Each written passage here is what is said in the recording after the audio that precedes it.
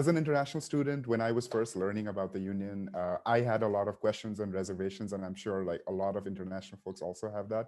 And I think two things that I was thinking about was, one was we're like, I was afraid about like what exactly does it mean to become part of something like this? Like, is this a political thing? And I don't know as an international student what I can do and cannot do. And I think a lot of us share that concern.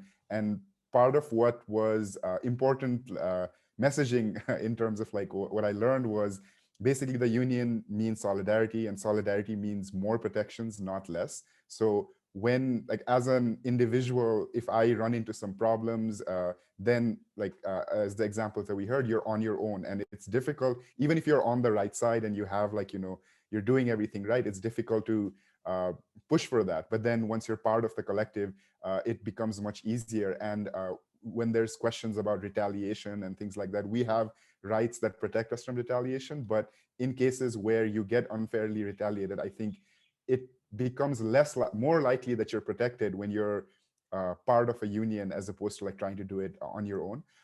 The other thing that I think comes up a lot when we're organizing especially within CS, is that folks mentioned that, okay, everything is good here. Like, I have a good stipend, I don't have to worry about this and that, and why do I want to, like, add this extra effort?